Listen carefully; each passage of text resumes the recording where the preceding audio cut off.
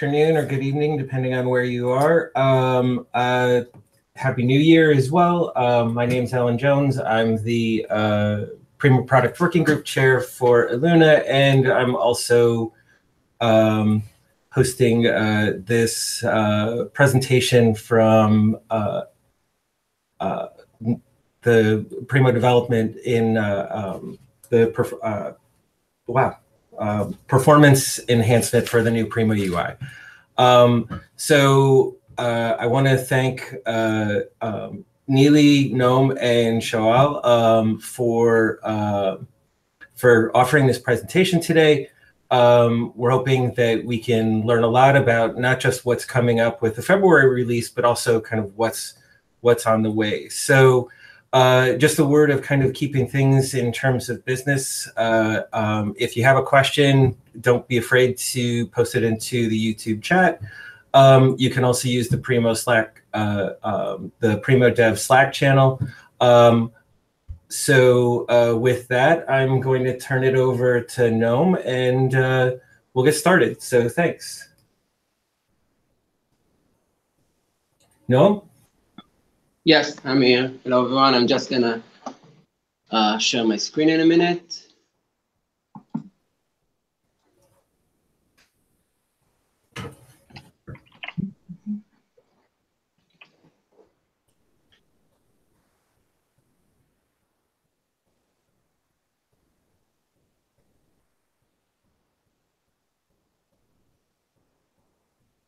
Looks like you might be muted as well.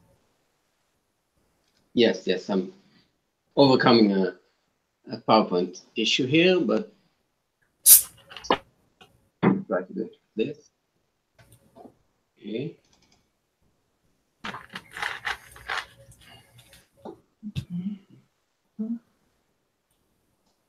Well, while we're waiting for Noam, one thing that I did want to also make an announcement about was that the feature enhancement voting is going to be commencing. Basically, if you're familiar with NERS, which is the new enhancement request system, you can create a request mechanism, or you can create a request. I send information over the Primo listserv. If you have any questions or you want it again, I can certainly send it again. But then the actual enhancement process will close on the 17th, where we will have then have the community vote on the enhancements that have been submitted. You've got a pretty good chance of something getting accepted. Currently, there are only about 25 things in NERS right now. So I would say if there's something that you want, ask for it. Okay, Noam, you ready to go? Yep. Yes. Okay. Excellent. So as Alan said, I'm here with Shaul from the development team. We're gonna sort of co-present this performance show and tell. We're gonna do. We have a slideshow to just keep us in the focus of it.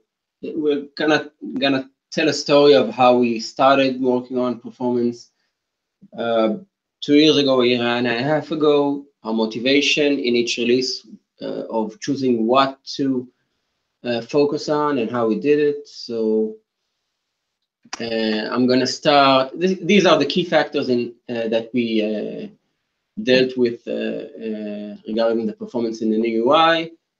And I'm going to hand it over to Shaul to start in going over the different improvements we had in the various releases. Okay, so hi everyone. Yeah, so I'm going to go about showing you some of the ways in which we tackled the different issues we had with performance. Yeah, so I'll just go through the presentation. So yeah, so as Noam said, these are some of the key factors which we focused on. there probably were some more, but these I think were the main issues that we tried to deal with. So let's start off with monitoring. So the first thing we wanted to do really was get some raw data, see where our problems were, what the real numbers were, and get some hard facts. So we wrote this this little widget for the new UI, which actually displayed different timings for both client side performance and server side performance. So I guess we could show it. Let's do a presentation of it. So this one. All right. Yeah. So as you can see on the top here, we have the performance widget. You could access it yourselves by just adding the show performance equals true parameter to the URL. Once you do that, let's. Okay. Oops. Sorry. Here we go. Okay.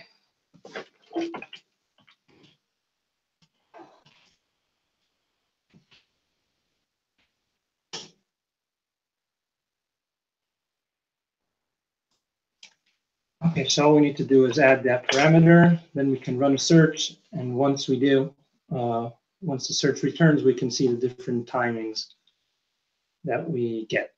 So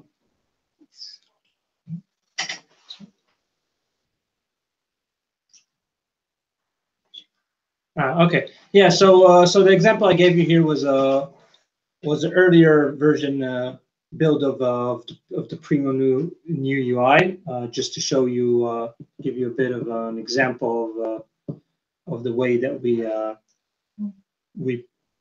actually came from these not so great timings to the performance we have today. So I'll just explain the numbers that we see here. So let's start with the server-side monitor. So basically, we have the search time, which is pretty self-explanatory. That's the time that Primo takes in order to search its index and get the different records. Then we have the delivery manager time, which is basically a feature of Primo, what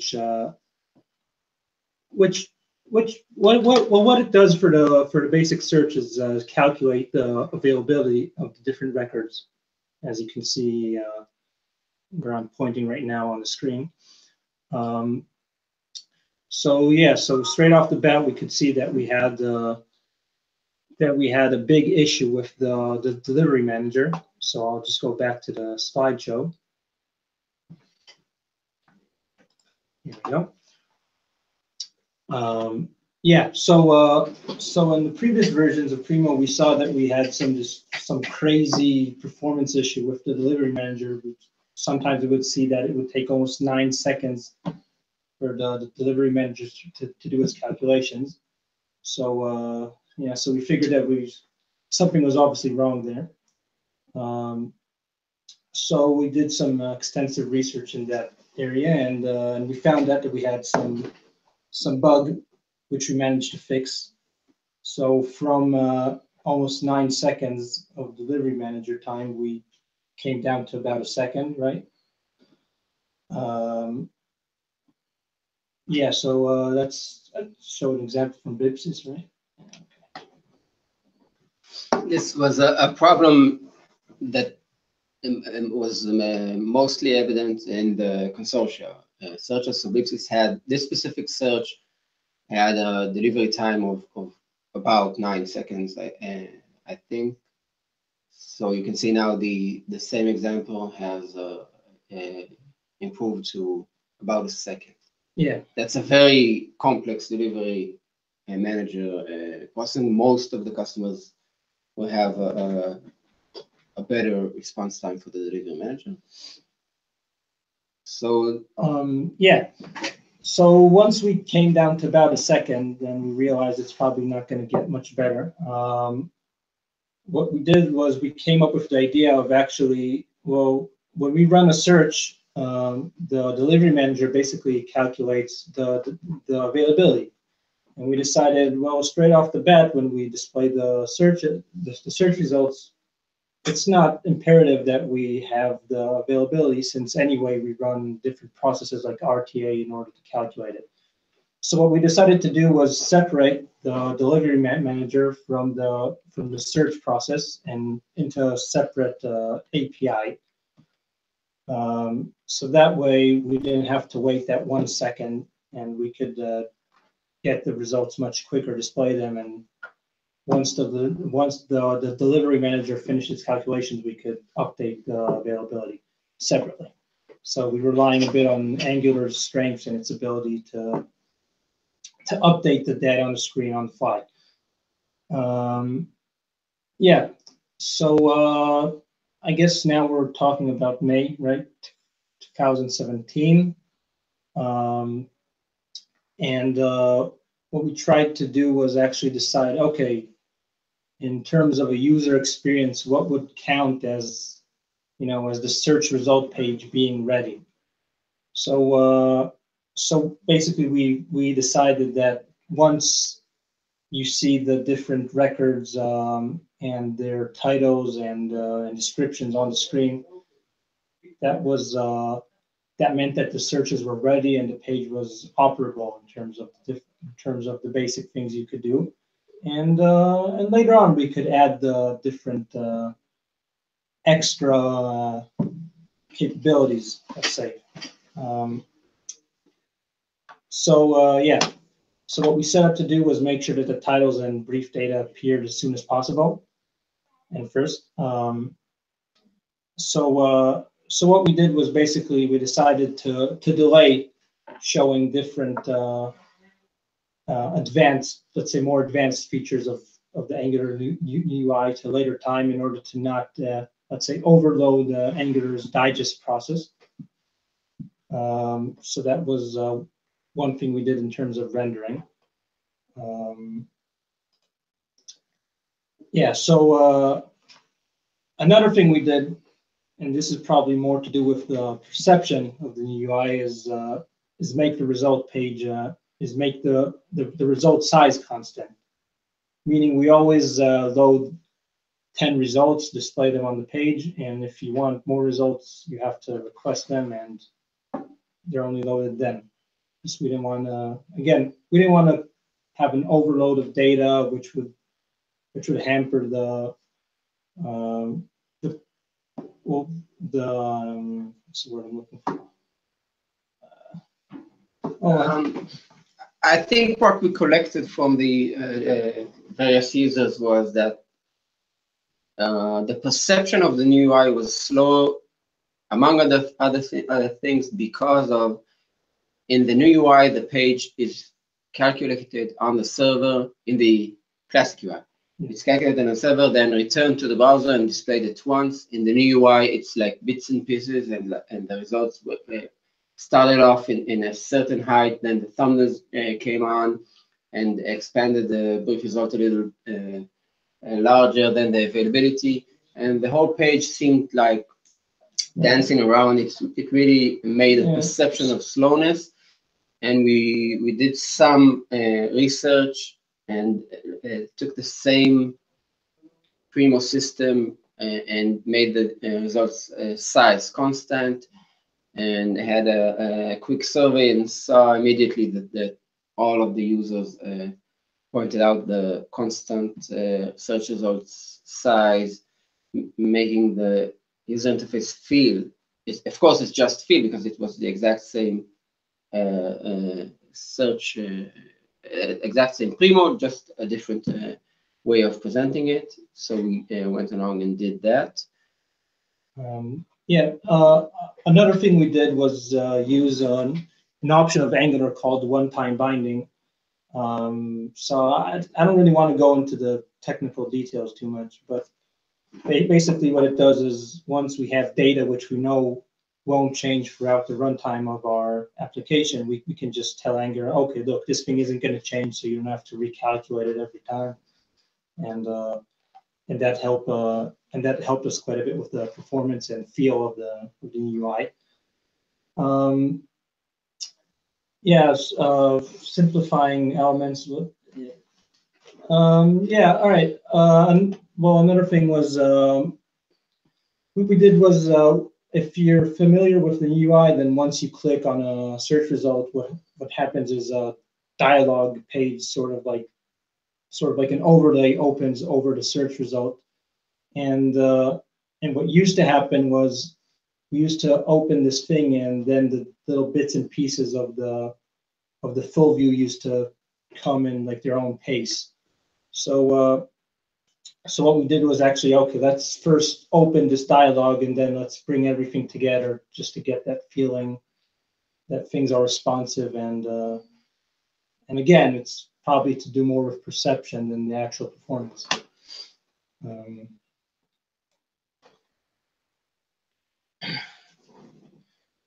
Okay, so yeah, so I think I talked about this earlier, but again, so there's this thing where we actually split the delivery calculation from the search API. I'm not going to talk about that again, but if you look at the numbers from the server monitor, you can see that they support what we did, since over here you see that the delivery manager time is 1 second. On the other hand, it doesn't really add up to the total search API time, which is 29 seconds now. That's because it's actually completely separate now, and we only bring it at its own pace once it's ready and after we already displayed the different search results. So yeah, so again, if you remember from the beginning of our presentation, we showed you an old environment, and the times there were, I think, in a few magnitude orders bigger than what we have here. So yeah, that shows you a bit of the way we came in terms of performance. See, we have another thing we got quite a few complaints about was I don't know if you guys are familiar with this, but we used to have this issue where if you have one tab of the new UI open, and then you open, let's say, another tab in the new UI, you used to get this this sort of like, well, it's called a blink, but it used to actually like start to come up, then it used to refresh. The reason this happened was because we were actually transferring data between the two different tabs on the browser. In the February release, we found a way to eliminate this thing. I think it gives you a much better feeling. Yeah, so I think that helps quite a bit.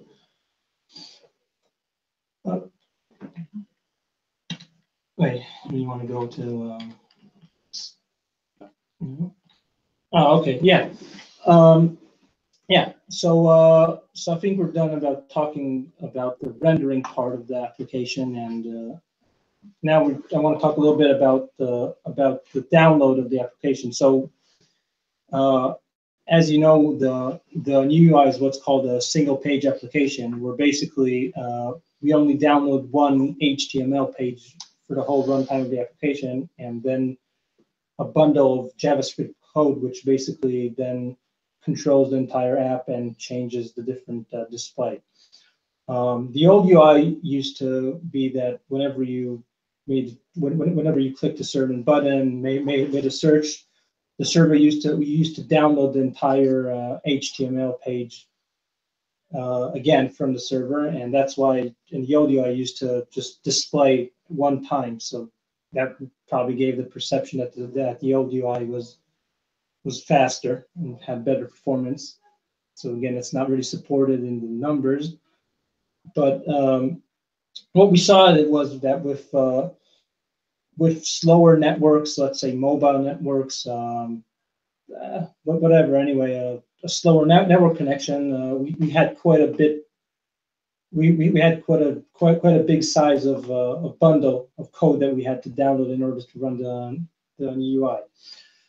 So what we set out to do was decide, all right, look, if I'm, let's say, opening the search page, I don't really need the entire code base for the My Account page or the favorites page or the full display page. So what we set out to do was split up the bundle into different, what we like to call them chunks. and download them lazily on the fly only when we need them. That way we could get a better performance in terms of the new UI downloading faster and displaying faster. So I'll just show you how the bundle was set up in November 2017. So we have this diagram over here. Yeah, so I mean, this is just what you see here is the different dependencies of our application, and basically this whole thing was packed up in one bundle. Now I'm going to go back to the presentation. I'll show you what we did in terms of the bundle, how we set it up now. So this is the same diagram, probably looks a little bit better. We have color now. But what you see here is this is this is our main bundle, which we have to download in every flow of the application. But then what we did was we took out these different chunks, let's say for the full view, for the My Account, for the favorites page. And what we do is we download them on demand whenever you, let's say, enter the favorites page or open the full view. So yeah, I'll just show you this in a quick demonstration. So yeah, let's open the network tab. I guess we could filter for only showing the JavaScript since that's what we want to see. Yeah, that's good. All right, let's refresh the application and see what comes down. So yeah, so when we open the new UI app, what we see is now we basically download this Bootstrap, which does a bit of operations in order to bootstrap Angular and some other stuff. We have the main bundle, which includes well, basically the code which is essential for all flows of the new UI. Now, once we let's run a search example, and let's open the full display. So say we'll open the full view page. All right, so what you see here is once I open the full view, we downloaded this this full view chunk, and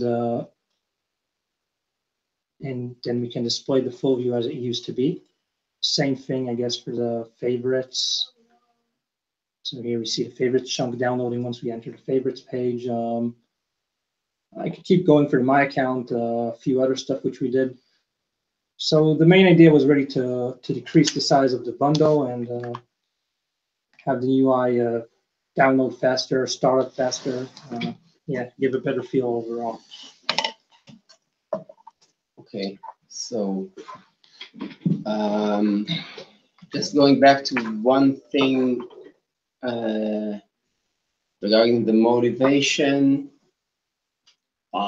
we had for splitting the bundle size. So Shaul described a slow network issue, and after, well, at some stage we reached out via support team to the customers, and I think Guy in the Igloo Dev Day reached out for you to send us videos of actual performance issues and scenarios, since we got very general complaints, and that's why we developed the show performance snippet to try and understand by ourselves where are the pain points. But at some stage we wanted to make sure we're experiencing the same problems as our end users are, and some have reached out, and in a conversation I had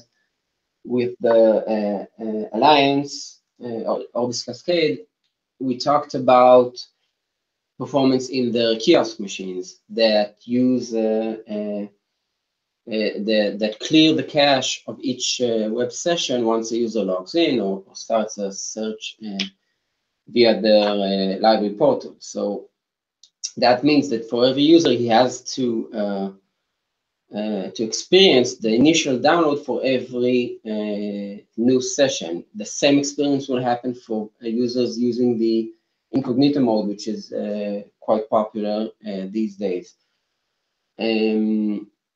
So that was a motivation for us to try to reduce the bundle size for sessions like this, because if a user uses a regular browser with caching, it will only affect him once every release, because that's when we change, the browser will re-download the bundle. But if you're clearing your cache, you will experience it every time you clear your cache. So we had a motivation to reduce it as much as we can, but we wanted to give to make it public for you guys to understand how caching can decrease the experience for the users, how not caching can do that. And basically, there's a blog post here describing the problem and a possible solution. Of course, the easiest solution is to enable caching, not for the entire browser. As I understand, you don't want to preserve user operations, but just for a certain path, which is the lib path for the Primo new UI that holds just the JavaScript of the application, that will probably be okay. If that's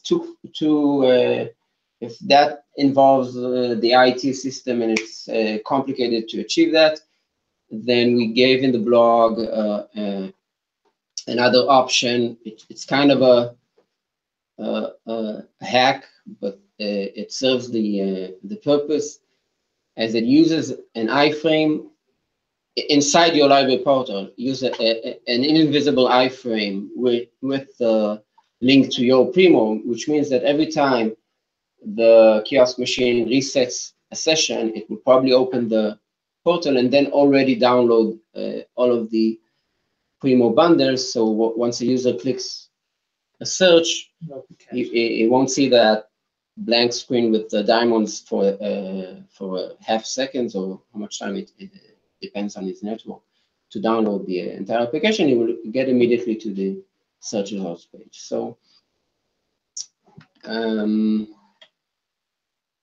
just to wrap things up, and that's again,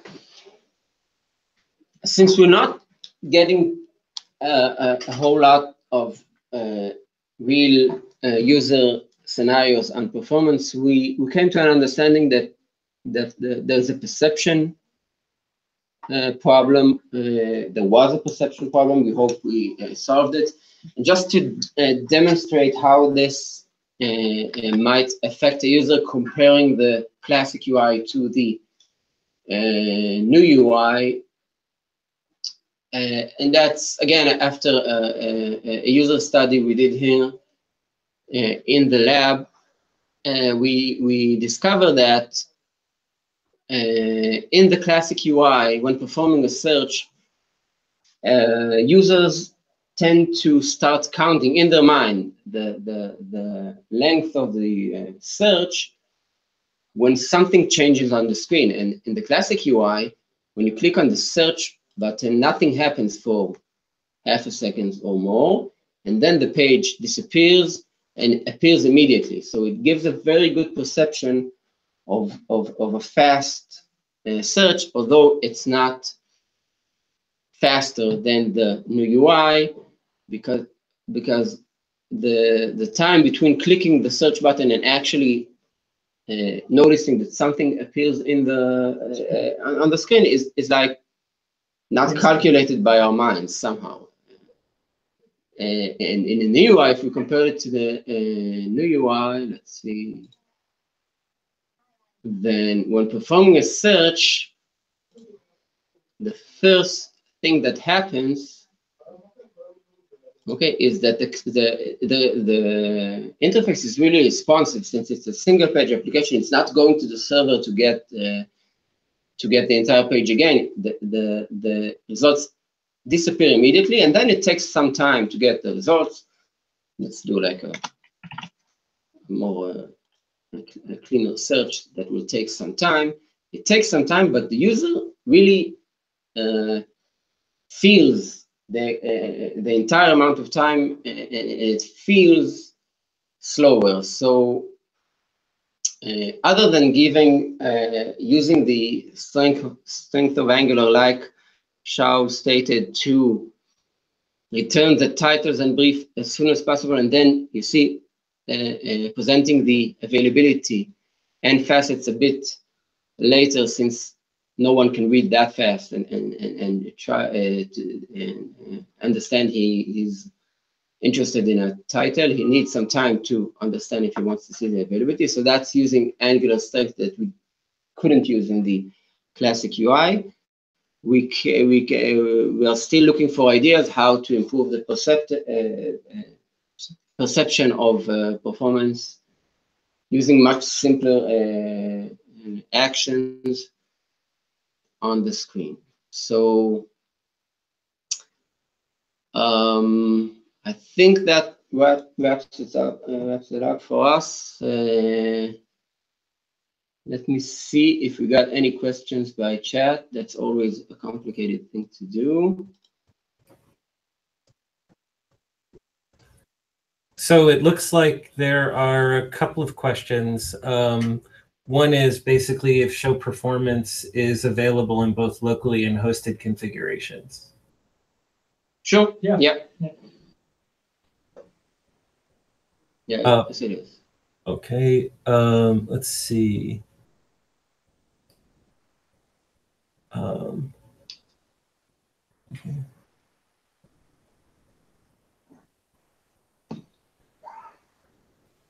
So one person had a question about using the iframe hack and whether it's ADA compliant. I guess we have to. I'm not sure I have a good reply for this on the fly. I'll have to check. Maybe someone else can. I don't know what the guidelines are. So. Shao will check once we. It's just a proposition. Of course, there are other. I mean, the best solution is just caching the application, but we'll have to check. And then Jeff Peterson asked in Flash, it looks like there might be a problem with Webpack generated source maps, the bundled JS map. He can't see the source files in Chrome's dev tools. Is this a known issue?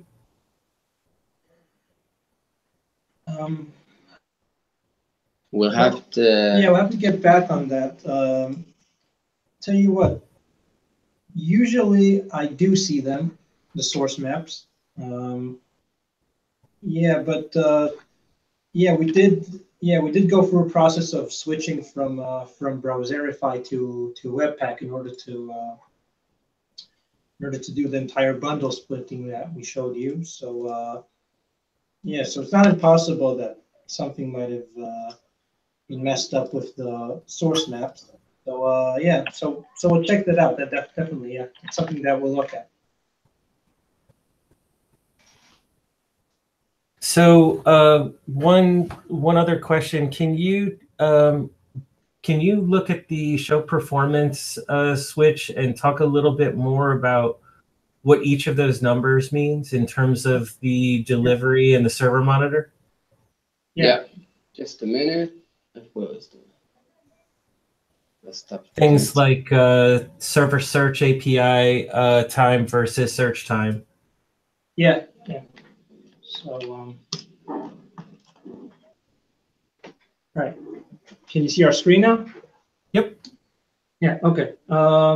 Yeah. So again, so we divided the performance monitor into two different sections. One was for the server side performance, and one was for the client side performance. So let's start off with the server side. So what we see is first of all, the first parameter that we show is the total search API time. That's basically the time that Primo took in order to calculate the search and send a response back to the client. So so it used to be, before we separate the delivery manager, as we talked about, it used to be that that time was basically adding up the search time with the delivery manager time. Now you see that it's basically just a little bit longer. Again, this is milliseconds, yeah. So the search time is just a little bit longer than the total search time is just a little bit longer than the search time, and the delivery manager is separated from that flow. Yeah, so then we have we have the search time and the delivery manager time. So we talked about that before. And going over to the client monitor, so what we have is the total search time. So that's basically the time since the client sent a search request to the server, got a response back, and then rendered the response on the search results on the page. So you can see it's pretty much adding up the results render time and the search API response time. So the search API response time is the time it took for basically the round trip of sending a request to the server and getting back a response with the search results from the server. So one question, has there been any thought about creating hooks for services that developers might be developing that do either one-time or one-way binding, and having those metrics of that service time responsiveness in those client metrics? Well, I'm not sure again what. Sorry, could you explain the idea again? So, for example, we have the classic alt metrics widget or add-on. I might be curious in what the responsiveness of alt metrics is rather than just a total page rendering time. Would there be a way to create an ID or something that we would be able to get that kind of information? Yeah, I guess. Well, what we did basically was sample different timestamps in different parts of the rendering process of Angular. So the first thing we decided was, okay, when are we going to decide? Okay, this is the point when the search results are ready or displayed on the screen. So what we did was we actually we put some kind of function which would run as part of the digest cycle of Angular, and sample a timestamp at that point. We had another timestamp, let's say once we clicked the search button. So that was our first timestamp. Then once we had these two metrics, all we had to do was basically subtract one from the other to get the different times. So yeah, I guess people could use it, could probably write stuff like that using our customization environment. I think Shaul might know better than me, but basically what we have is like we have an object holding different metrics, and we just display it once the show performance is on. If you want to measure your own widget performance, first of all, it's not easy to determine when a widget is displayed. Yeah, that's probably the hardest part. Yeah. The best thing we found to kind of simulate when the title is displayed is we added a span here. Yeah, with a placeholder which would run. With a placeholder that actually holds the timestamp. Because you can't really tell Angular after the page loads, tell me what time it is, because the page always loads.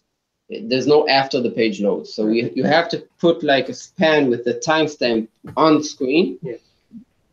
Then take that timestamp, the value, don't try to measure when it's visible, because we found it's very, very hard to do in Angular. Just take the value, add it as an attribute or a parameter to this object. It will be displayed on screen. Yeah, and then but how exactly to do that? Yeah. Well, we'll have to try and do that. It's generally seems possible. Yeah, it seems possible. Basically, the hard part is really getting the parameters, but once you have them, it's a basic matter of subtracting the different numbers and getting the different times that you want to display. I guess we could post somewhere a kind of recipe in order to try and do that, right? Yeah, if that's something that raises interest, we can do that. Okay. Okay. Yeah. Okay. I think that is it for our questions. If nobody has any further questions, then I want to thank our presenters for the presentation. This is really useful information, and I'm sure that this is going to spawn some conversations on Slack, and I can already see a whole bunch of questions about what search and delivery times mean in the YouTube chat, so I'm sure that'll go on. So thanks, everyone. If possible, so the presenters can hang out in Slack a little bit, and people can post their questions there. So thanks, everybody, for sharing. All right. Thank you. Thank you.